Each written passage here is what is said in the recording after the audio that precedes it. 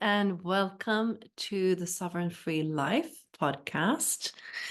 We've had amazing episodes where I've interviewed both me and Christopher interviewed a lot of people around sovereignty and freedom. And I just wanted to give you this episode to kind of have a breather, but also really dive into a little bit more about my background, both in the spiritual realms, but it also kind of boils down to freedom of faith, freedom of expression.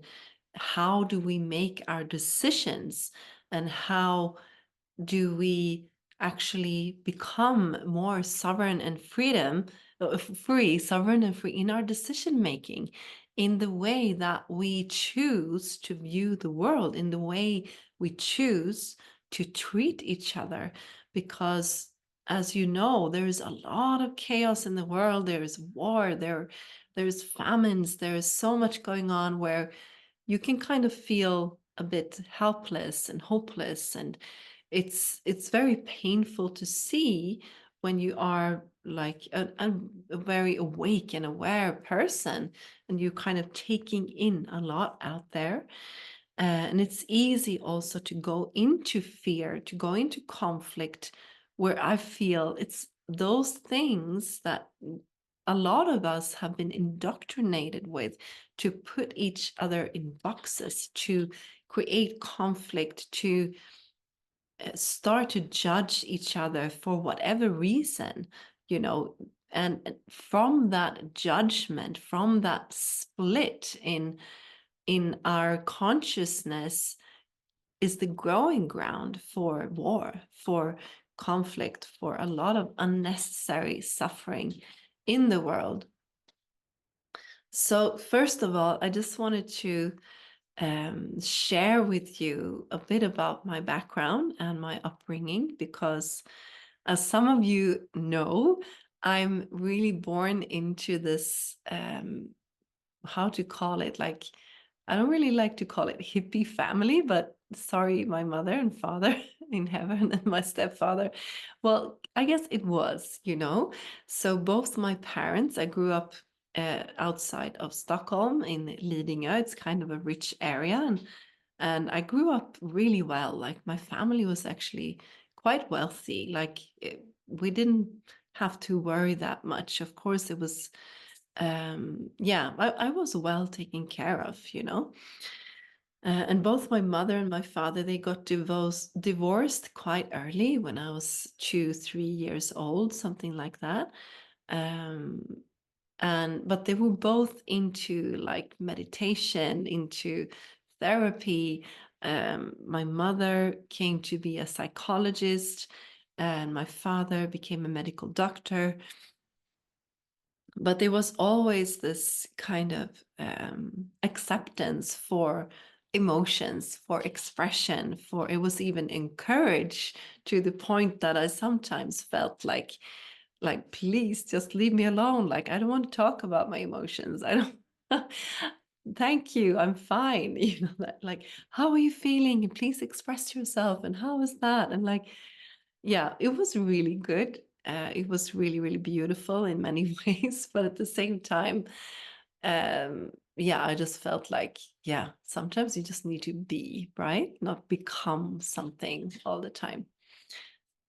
So I grew up in this very conscious reality, and actually, my parents were also Osho sannyasins. For those who know Osho, there is a lot of controversy around him. For me, it was a very like open and loving environment to grow up in. I had no negative experience whatsoever growing up like that. And I could also see, I mean, there were newspaper articles. I know there have been so many negative things about that movement, but I could just see that that's not my reality. Like, actually, it was a lot of conscious people coming together in a lot of joy and warmth and love, and being conscious about your emotions, and, you know, into meditation and therapy, and really actually respecting each other's yes and no, and like being very clear about um, your needs and what you want. And so there was a lot of consciousness. Of course, there everything is about what people is in there, but in my experience, it was a very loving and caring environment.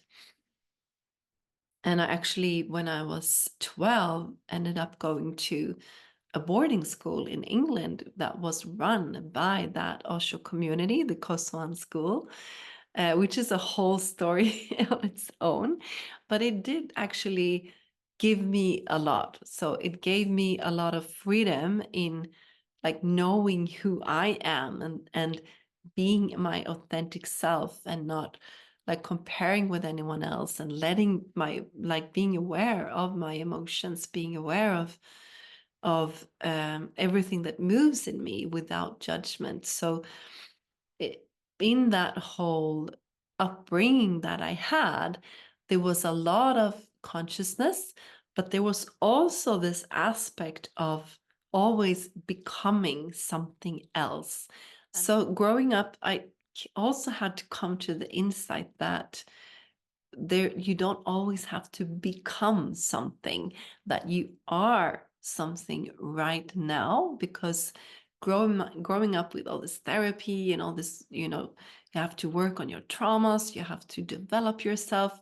It's great, but it's also a stress that you are not complete as you are. And I can see that stress out there a lot in these, therapy communities and conscious communities, that you always have to work on yourself. There is never, like, you can never be content and happy with the way you are. There's some kind of perfection that you're striving towards.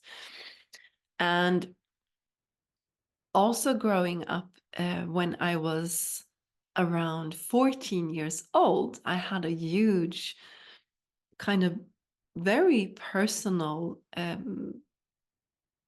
revelation happening with me. So it actually started with me going through the period when you're 14 and you go with your friends to church to go to confirmation. So I was, at the time, I was going to a Waldorf school in Järna outside of Stockholm. And they have a very beautiful conscious church connected to the Waldorf Steiner community. So I went there with my friends and we would meet up like weekly meetings. But I remember I asked the priest there that, do you have any personal experience of what you're talking about in the Bible? And he said, no, we have to trust what the book says. We have to trust the Bible. And I was like, but how do you know that is true? Like, if you don't know it personally, if you don't have it in your experience, how can you just trust blindly like that? So I actually stopped going to those meetings, and I actually started to search. I went to like the Buddhist monks, I went to Hare Krishna, I even went to, some alternative churches, and I really asked them the same question. And like, do you have an experience of God yourself? And like the Buddhists would say, well, you have to do a series of practices and meditations for 10 years time, and you might experience God. Or, the Hindus would say, like, well, if you do good, if you live like that, then you might, reincarnate like 100 times and then come into samadhi. But it was all in the future. It's like, but where are the people that actually know, that actually have this experience themselves? And I actually came to a meeting at a time where someone was channeling another spirit. And I remember that this person channeling could say things about the people there that it was impossible for them to know. Like, they couldn't know that their grandmother had died a couple of months ago. They'd never met that person, or that they just broke up from a long-term relationship. They would talk in such details that I was thinking, like, okay, there seems to be, even though I grew up with all the spirituality and all of that, I needed to know for myself, you know. And there seems to be another reality out there. And I kind of made this half conscious, it was quite conscious, like a prayer inside of me that if there is a divine reality, like if there is another reality than just the physical realm, then I would like to be in contact with that reality and learn from directly from that source. And then I didn't even think about it more. But after around half a year, I started, I just heard this name being repeated inside of me. And I was like, what is this name? Like, why is this coming up in my consciousness again and again? And the name was Athena. And I was like, yeah, I was just a teenager. I had no idea what that word meant. I didn't know that it was a goddess. It was a name of a Greek goddess. And I actually asked my father, like, what does this mean, Athena? It just comes up inside of me all the time. And he told me, like, oh, it's this goddess, this Greek goddess from the ancient times. And I like didn't think more about it. It's like, okay. And the big revelation actually kind of came out of the blue for me.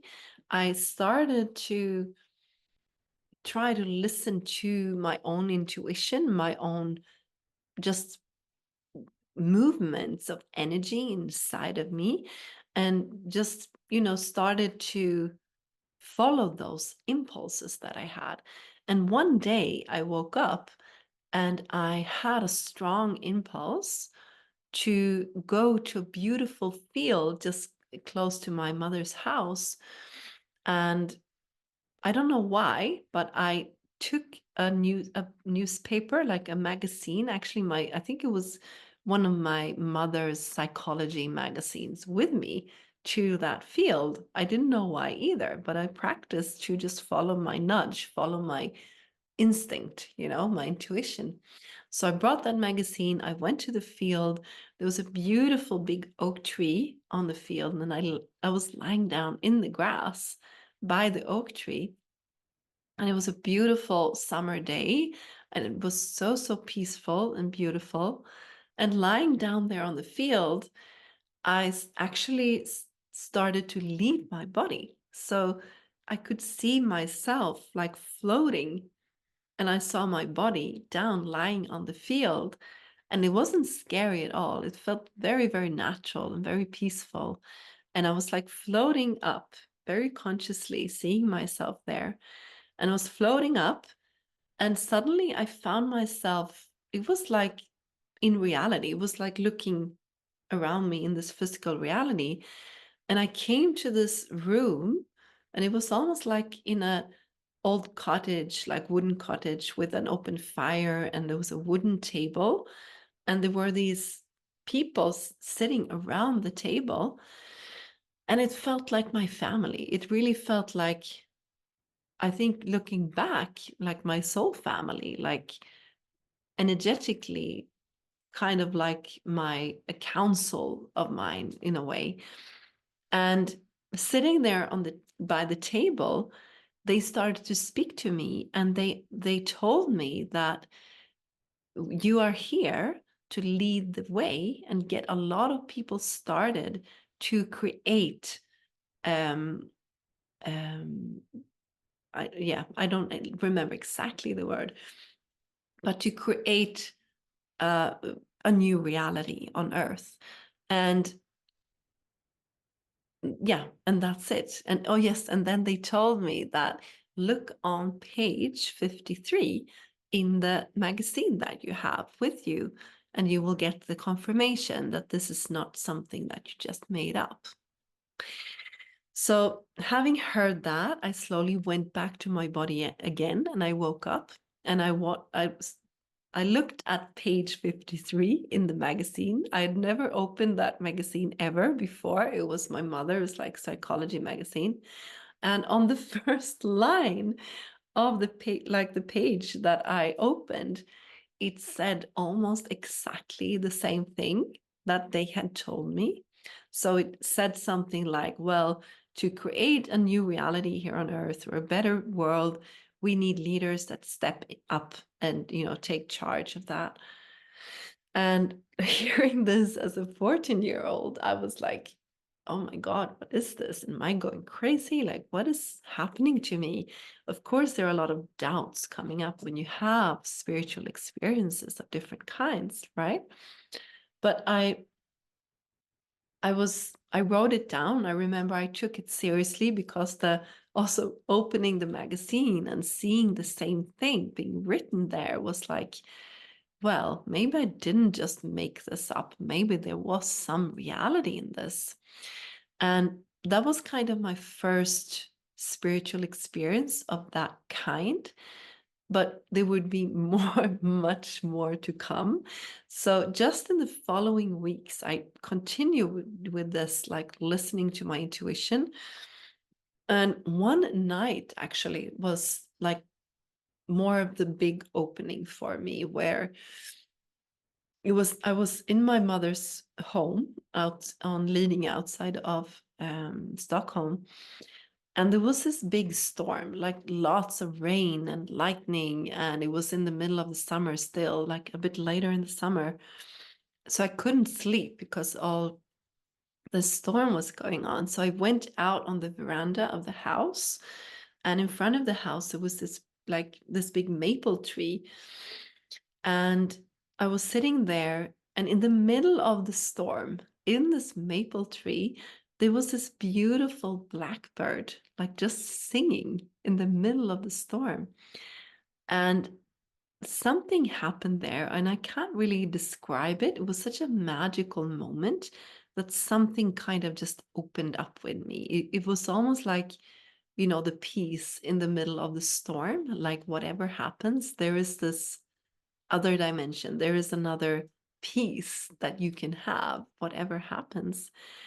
And when this opened up, there was this kind of influx of inspiration and of words just streaming through me. And I went inside again into my room and I started writing.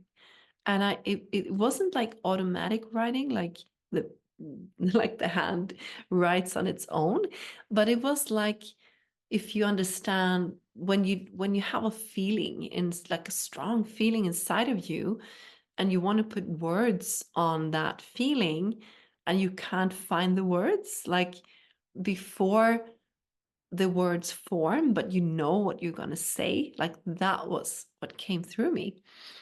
And I was writing and writing, and it was this beautiful, wise, like teachings coming through of really what it meant to be yourself and to be in tune with yourself. And I was writing and writing, and at the end, the signature was Athena. So I understood that, the prayer that I sent out, like if there's something out there, like another dimension to be in contact with, let me have, like, let me learn from you, let me have contact. And there it was. There was the answer to that prayer.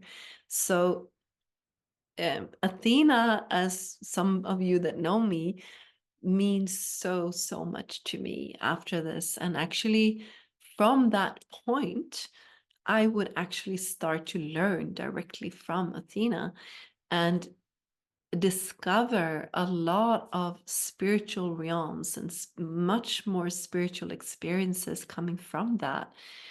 And actually learning also to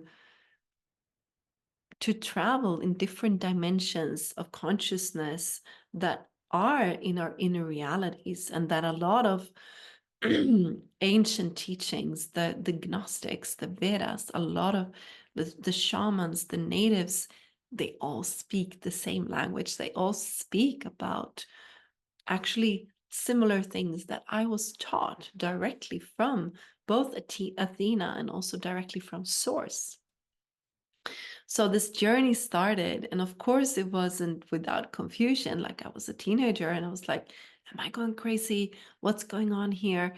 Like, I think I really didn't speak to very many people about what was going on. I had a select few that I could share this with because I think, and this is an important thing, because I think a lot of people, especially when you're a teenager and you're young, that people that have spiritual experiences are directly called like, oh, you're crazy, oh, this is dangerous, you should go and get help, and you should go and eat medicines, and da da da da da, all of these things that actually put fear into people and start this very vicious circle for some people to that go start to take medications, and actually the medications make them worse. It makes them psychologically really ill. And fortunately, I didn't go into anything like that. I had a very like conscious community around me that I at least could get some support from. And after many, many years, it actually took around 4 years, when I was, I think, 18, 19, that I had like a beautiful day in the forest. And I'd by then, really understood these different dimensions, and all these beautiful beings that are out there, and all this beautiful teaching that is there for all of us if we tap into that reality and learn to handle it.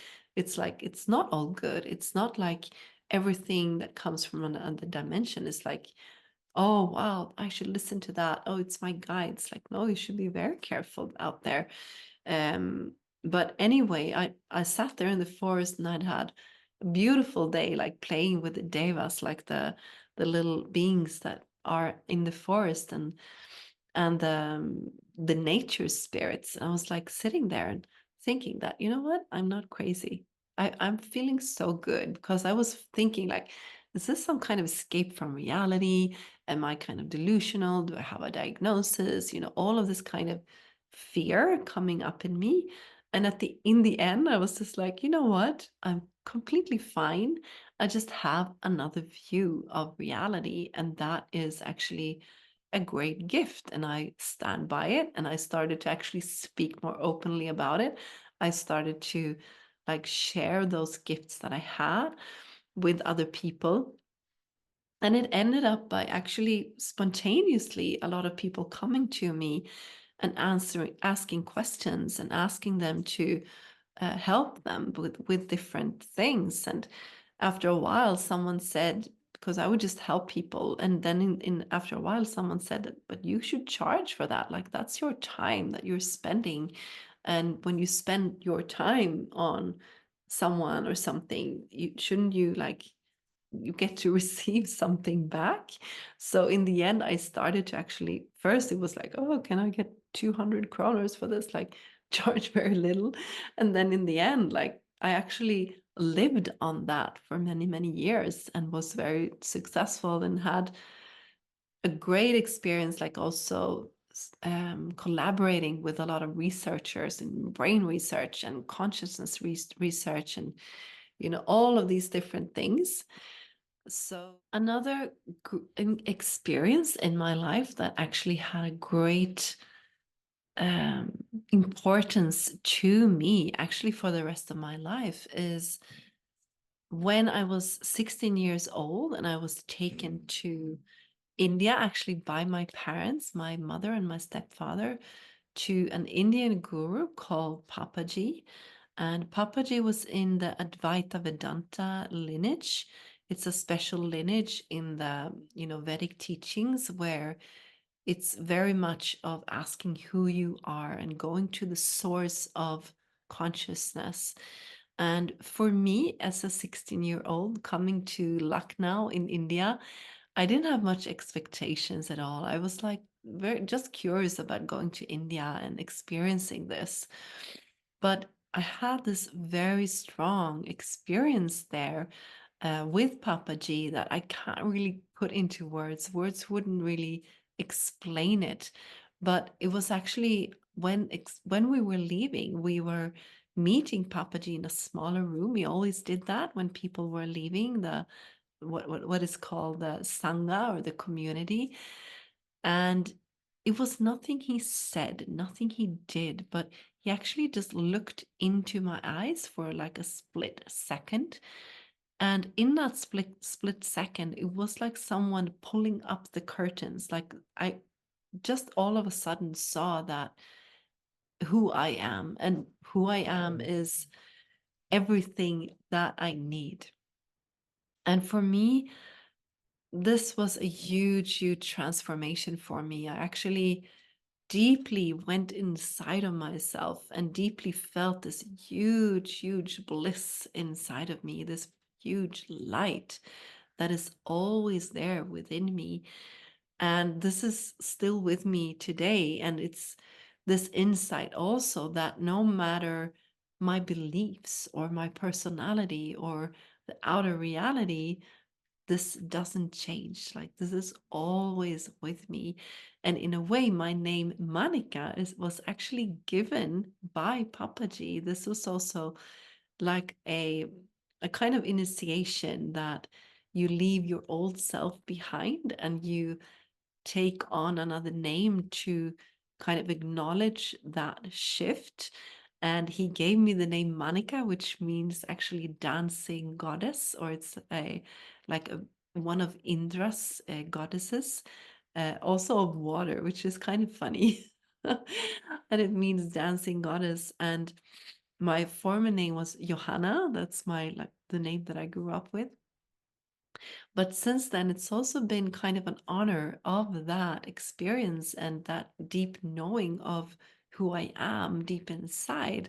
And taking on that name, Monica, really means to honor that which is beyond everything that is changing in the outer. So, yeah, that's how my name Monica came about. And of course, it's been like a constant deepening of that experiencing and like constant realization, deeper realization of who I am coming with that. But I believe that that experience and that knowing of who I am has been a huge strength for me. Like if I wouldn't know that, I don't think I could have gone through like half of what I've done through my life. I've gone through so many like chaotic things, like things that other people would probably break and crumble from.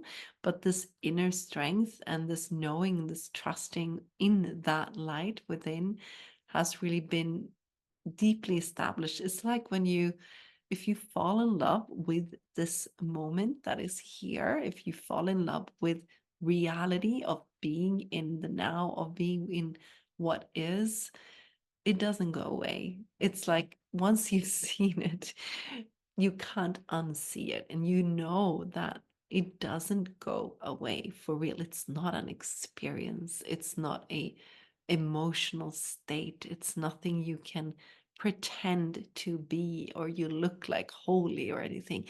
This is who you are, and you cannot, even if you think that you're not who you are, you're always who you are, right? And that you are is that light and bliss.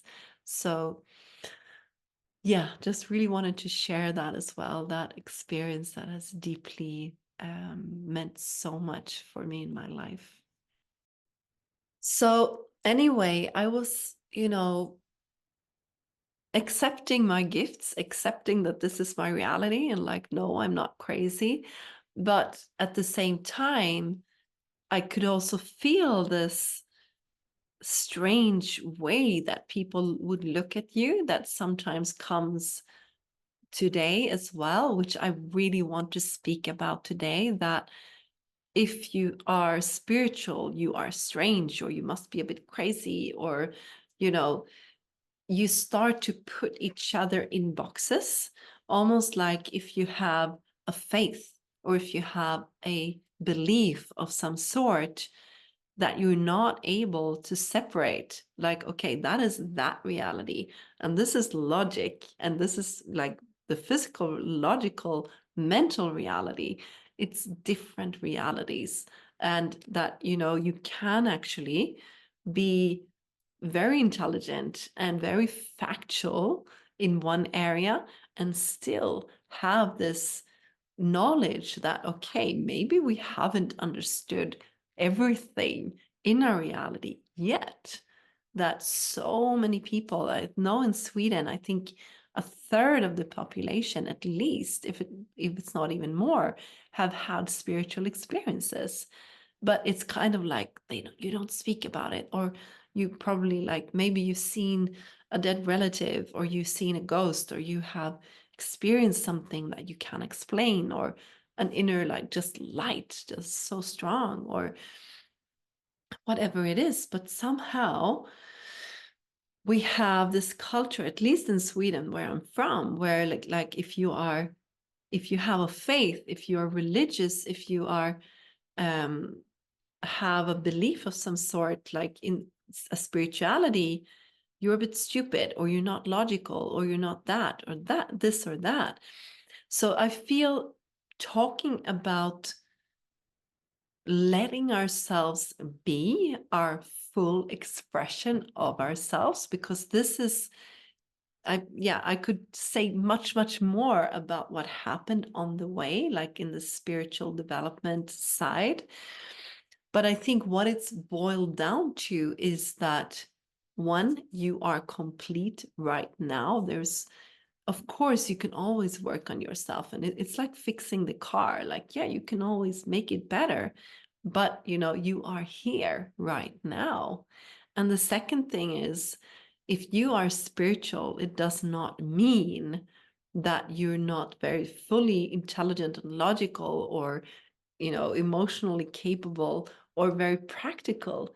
These are separate things. Like, these are different levels of reality, and we are allowed to be all of ourselves. That's how it's meant to be, guys. Because a lot of what I see out there today and what I think is a very serious kind of split in our collective consciousness is this strong desire to judge each other and put each other in boxes and divide our communities. For instance, if you are political and you have a political opinion, you judge others that don't have that political view. And that, in that judgment, it's the first kind of step towards being able to treat your fellow, like, brothers and sisters in a bad way. It's like the growing ground, the first step towards actually war and criminality, like treating someone badly, seeing someone as an object. Or, for instance, if you have a faith, that this faith is the only true faith, and the others are, you can judge, you can step on, you can treat them badly. Or it can be, I am but in this culture, and my country and my culture is the right culture, is the best way of doing things, and the others are less in some way. And I don't believe that this is truly something fundamentally truly human, truly right. What, in my experience, when I've traveled the world a lot, and I met a lot of indigenous communities that I feel has taught me so much, where the genuine way of these communities is generosity, is inclusion, is connection, is love, is acceptance, it's curiosity, it's joy. And this kind of war mentality that has been pushed on us, if you look back in history, you can see how this is actually a construct, and also the construct of psychology, in the sense that you can diagnose and put people in boxes. Of course, that can be helpful sometime. I'm not saying it's not a good thing, but it's how you use it, and how you can start judging people and treating them as less from out of your belief. So, and I also feel that in the so-called freedom movement of people that are critical to kind of the mainstream and what is told in the mainstream media or by governments, and feel a lot that are critical, which is beautiful to be. Everyone has a right to their freedom of expression, their freedom of voice, everything like that. But that can also become a narrow road, that if you step out of that, you can treat others badly. So how is this connected then? How is this connected to spirituality, like your inner reality? Because as I see it, and this is important, you can have any religion, any belief, any spirituality, but it's always you that make the choices out of that that are in alignment with honorability, with love, with care, with the true human values, or not. Or you can choose to just follow the stream, or to be affected by the wrong people and start to put others in boxes and judge them. And in the end, wage war on your brothers and sisters. And in a way, that's also why I worked as a coach for many, many years, because I felt it's inside of us that these decisions are being made from the start. It's in the reality that we have inside of us. And the more conscious we are of that reality, the more conscious choices we can make in this world. And it's those choices that then, in the end, make up our reality. So just imagine, like, everyone in the world waking up one day and like, you know what? I will make this world a beautiful place. I trust my fellow brothers and sisters. I really know that I want to live according to compassion, to love, to peace, to, doing what I'm here to do, to create a beautiful world and a beautiful new reality for us. And I will not hurt my fellow citizens. I won't kill. I won't lie. I will honor my agreements. I will, it's these basic values that have been there for ages and ages. If you look at what is really honorable, and I'm not saying like everyone makes mistakes, everyone, you know, can be confused sometimes or do things that they regret. It's a part of being human. But what's this fact that where do your decisions come from, and are they conscious decisions, or is it something that where you think that by just following along it will be easier? I think the more conscious we are in that decision of who we want to be in this world, even though people around you might be completely crazy or do things that are mad, the more conscious we are to always choose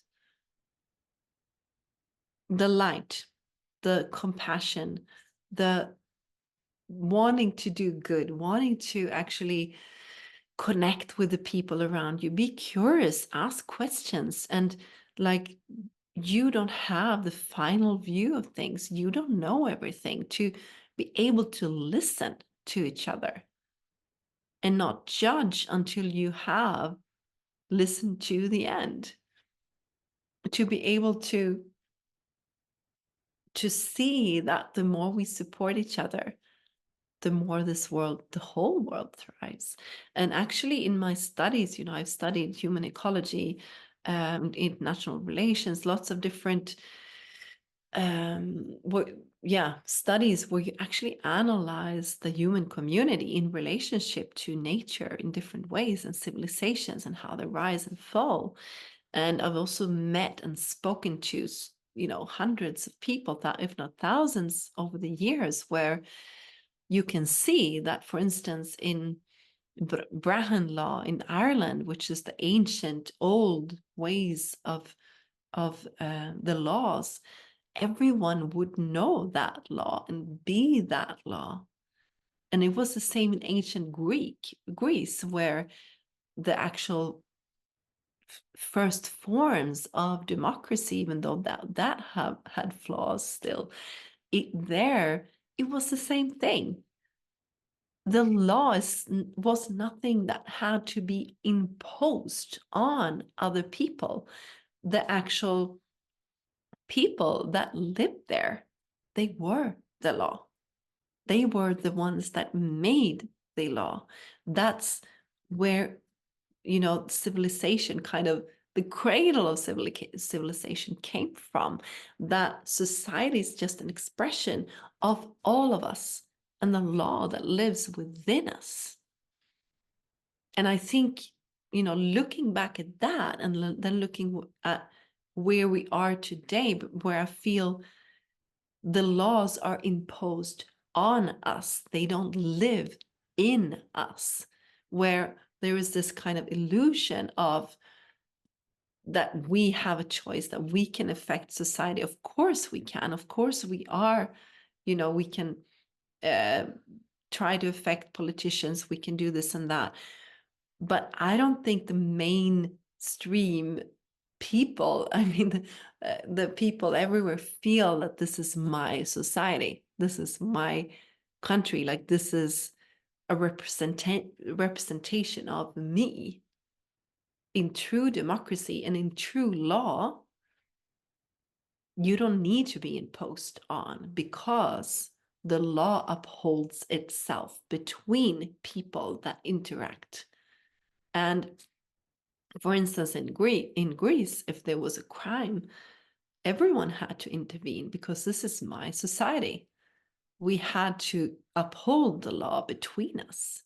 And in Greece, it was also so that if someone contributed to society, they were deeply rewarded and appreciated and uplifted.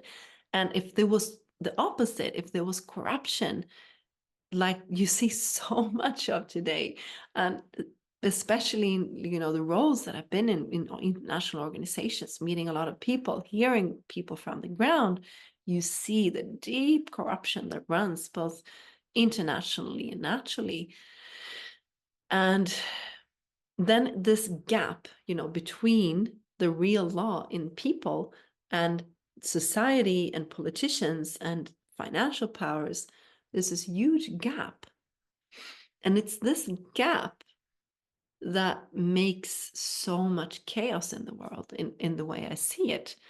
But the only way to also, and here it comes, bring back sovereignty and freedom, is to be the law, to be, walk in honor, walk in peace, walk in right action in every step you take, and not walk off that line. It doesn't matter who says it to you, if it's the government or your family or whatever.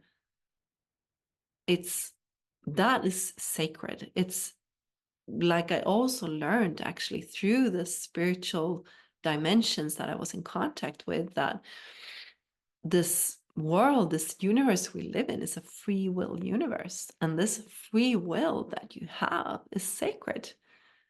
And of course, it's hard to know, and it takes, some inner work and development to understand where that will comes from, that it doesn't come from, subconscious desires or, any lower feelings of hate or, fear, of those kind of things.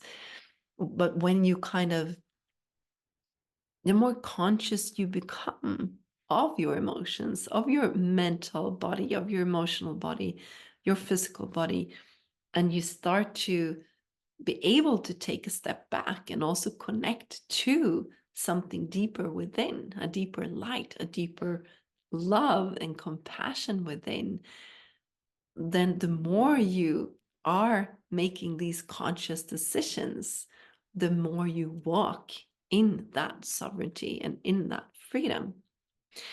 And when you do that, I think it also comes naturally that, because in a way, a lot of people find a area of their lives where they feel safe. If it's in politics or it's in, I have all the facts here and I hold on to the facts and the logic, or you go into spirituality and you have this little lane that you feel safe in, and you easily start to judge the others in the other lanes. Like, if you're spiritual, oh, it's all these materialistic people and egoistic, they shouldn't be like focusing on that. Like, when we have everything inside, everything is perfect.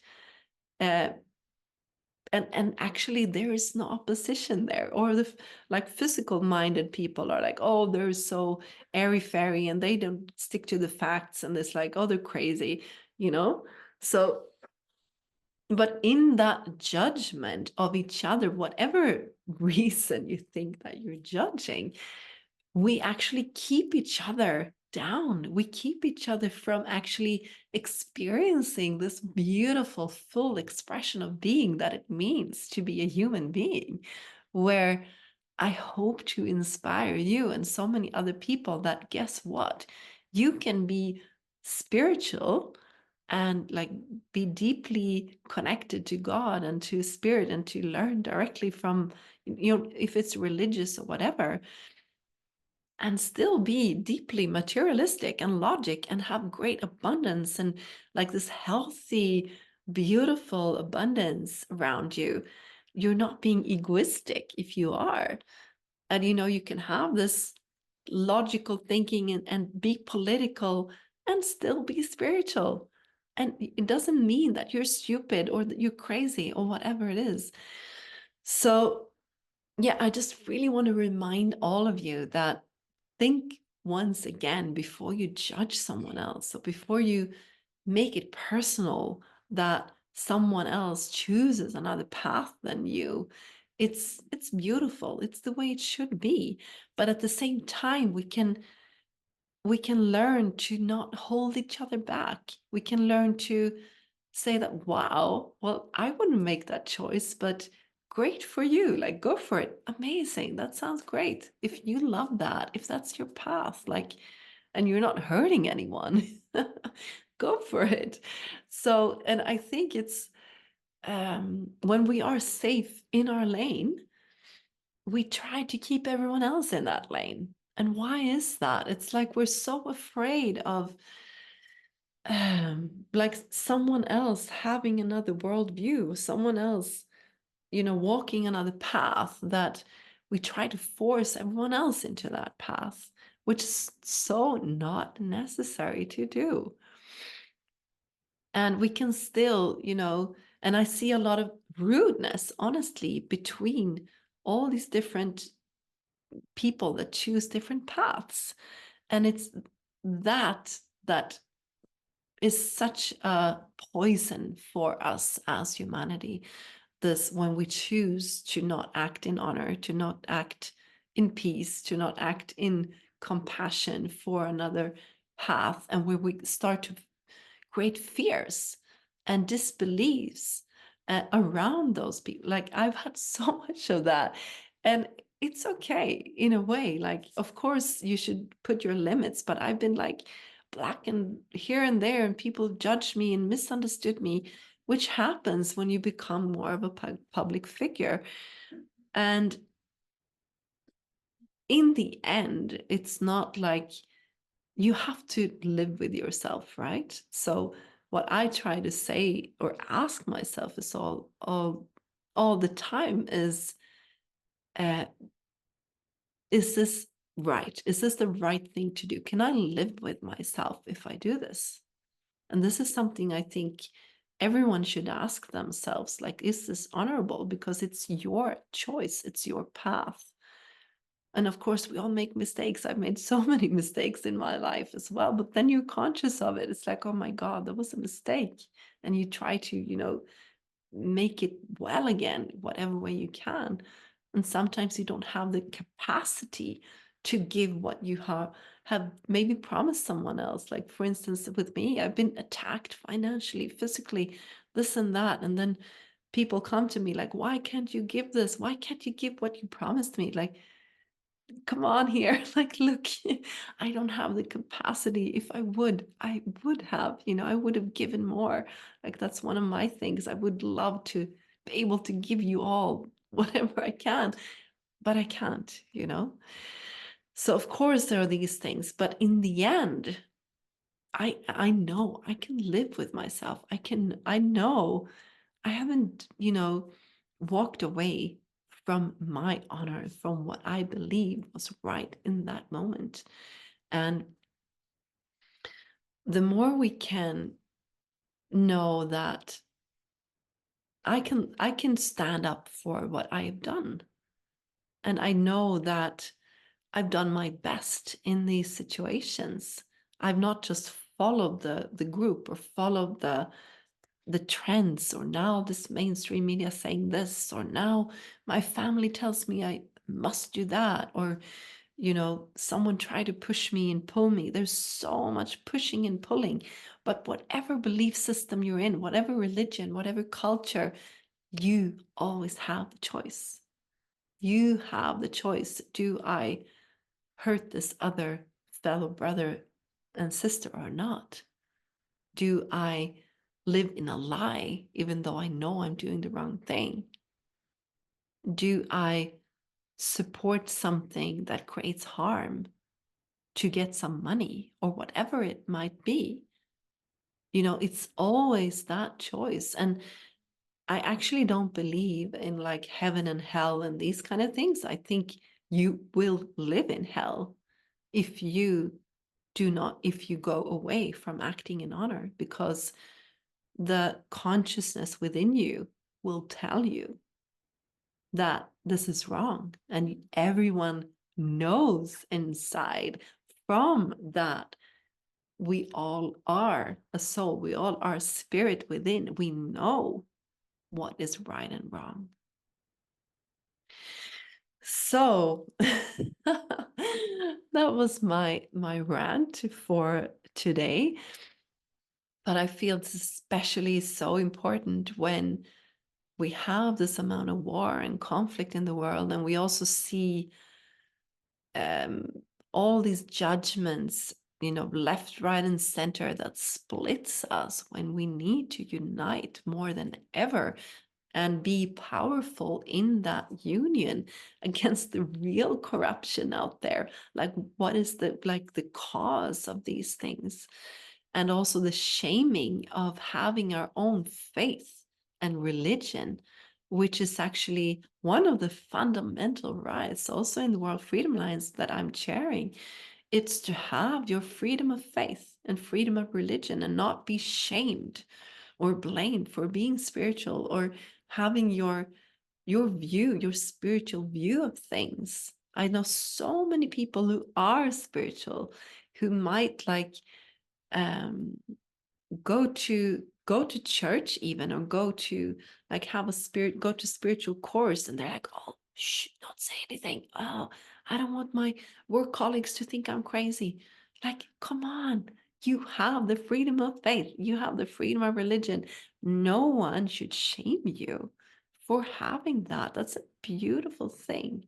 And I think also that spiritual strength that I feel through everything I've gone through, I feel a strong, strong connection to God, to the divine light. And also, like, recently also learning from, the Gnostic church and the Vedas and the indigenous people. For me, I can't say like I am this. I will never do that. But I do know that, God for me is love. God for me is compassion. And the Christ energy is such a powerful and forgiving and an energy that you can give your pain to, like your shame and your pain can actually be carried by something greater. And I'm very happy for that and grateful for that. And that gives you so much strength. And I think that's also why these spiritual realities is shamed and is kind of, for instance, in Sweden, there was actually a documentary in the Swedish,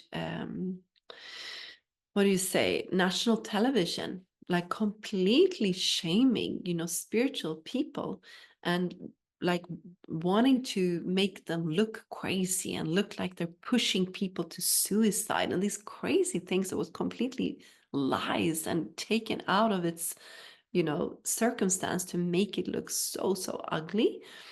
And um, I think there's this active kind of pushing against spirituality, against these things, because it is such a strength in whatever way or form it is for you, or if you just believe in, you don't believe in God or anything like that, but you believe in ethics or in deep rooted values, that's a very similar thing because there is a red thread that runs through it all. So just throw away like religion, whatever, spirituality, but there is a human kind of golden thread that weaves us together where it's actually so simple. We have a conscience, we have a feeling of right and wrong. We know inside of us if we're doing something wrong or not. And guess what? Start to trust that. The more we trust that, more than, oh, they're pushing me. Someone is telling me to do this. Oh, this culture is like everyone will look badly on me if I do that.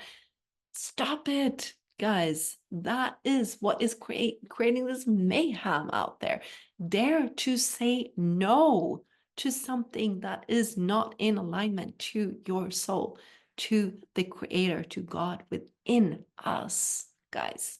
And never be ashamed of who you are in your full expression and potential, guys.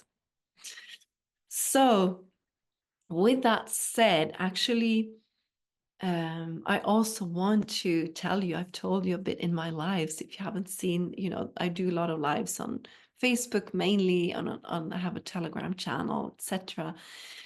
But one other part that I've been involved with through this spiritual opening that happened to me, and a lot of people coming for help, and also these collaborations starting to happen with actually people from all over the world internationally that also had the same view of reality as I did. Out of that formed a beautiful council that we now call Gaia Council, which is actually just a collaboration between people that are clairvoyant or just want to hold the light and love, strong meditators or astral travelers. Like we had so many beautiful people coming together in this Gaia Council. Actually, for over 15 years now, I have been a part of leading this council. And yes, I have kept it a bit under the radar because it's also been for the safety of everyone involved in that council. And it sounds crazy, but yes, we've had pushbacks. Yes, we've had strange things happening to us in that council because with these gifts that I developed, like completely guided from Athena, from the creator, I started to develop a lot of knowledge about these different dimensions that are outer dimensions than the physical. And I started to work with my fellow, clairvoyants and light holders from all over the world. And I understood that energetically, the earth is a consciousness. Just like we have a consciousness, the earth is also a consciousness, and that everything can be explained in the form of vibration. So everything has a vibration. And with that knowledge, we started to do work on that consciousness, on the Gaia consciousness, and we started to collaborate internationally to actually raise that consciousness. And we could also see how there were forces and there were different um, groups of people that consciously split and created unbalances in those other dimensions. So what we have done now for 15 years is to meet every week regularly and actually do, set intentions, do prayers, do astral traveling. We have done so many adventures during the years, and yeah, I could tell you so many stories, like incredible stories of what's going on. But what it's also showed me is that in creation, um, before things become manifest, this physical reality that we're experiencing, it's almost like the light is simmering through this like golden web of consciousness in these other dimensions and then becomes manifest. So if you actually work on those higher dimensions, which all religions, all faiths, all of them have been doing all along with prayers and intentions and ceremonies, etc. All of those are to affect those higher levels of reality before it becomes manifest. And of course, why is most people in the world practicing these kind of things? It's because it works. It actually works to pray, to set intentions, to manifest, to be able to be conscious of that other dimension for it to affect this physical reality. Because if you think about it, like, what are the things in your life that has happened that you have controlled? Like, of course, you can make your choices. Of course, you can choose to do an honorable thing or a dishonorable thing. But so many things that happen in your life is out of your control. It comes from a bigger place. It comes from somewhere else. And I believe it's all meant for a good cause, even though it might be a super painful experience that you have. There's always a teaching there. There's always something trying to guide you to learn, to deepen into an understanding that you wouldn't have without that experience. So during these 15 years, we have met every week for all these years. And now, just a couple of months ago, or half a year ago, I think, we decided to become public, to talk about what we've been doing. And there's actually a book being written right now of all our adventures that we've been on. And these involve, like, oh my God, like dragons and ley lines and the tree of life. And like it's like a science fiction movie. I wish someone actually would make a movie of this book in the end. But this book is being produced, like it's being written right now. And that's also a reason why I want to share my story, why I want to share, my view on the spiritual realms and the importance of being aware of those dimensions. So this book will describe like all these amazing happenings over these 15 years of like opening up power places. We've been also like contacted by so many different people out of the blue, like Crystal Hedges Skull Keeper, like different healers and gurus that are like, oh, you're going on a mission, you should have like the violet light with you. And oh my God, I won't even tell you all right now, but just keep your eyes open, guys. It's going to be amazing to share with you like the longer story of what I've been doing, like kind of hidden in the spiritual realms for all these years, and also all the teachings that have come from it, which I'm forever, forever grateful for. And the magic of that is like the teachings that I've gotten like directly from source. I've actually found them, in detail, some of it, like some of the ceremonies, some of the teachings is exactly like taught by the ancient Vedas, or the Gnostics, the shamans, etc., the indigenous peoples, like the original knowledge. And actually, they're also saying that everyone can access this. Like if you go within, you can learn directly from source, from God. You can actually feel it and see it within you. And like I said, it started out by me like, but what about these books? Like in these teachings, have you felt it on your own? Like I can say now I have. For me, I really deeply felt it and seen it and understood it. For me, of course, it's like an endless journey, but and there's so much more I could say. But I think in the end, really dare to be yourself and dare to follow what is in your conscience, because that is, the more of us that do that, I believe the more we will actually create this beautiful, beautiful world. And for me, that also includes like, yes, having this healthy abundance, being political, being financial, being spiritual, being logical, intellectual, like all of it can be there at the same time. And I really want to encourage all of you to also like be your full self out there. So thank you so much for listening. There's more to come in this area. And I really thank you for being with me today. Thank you so much.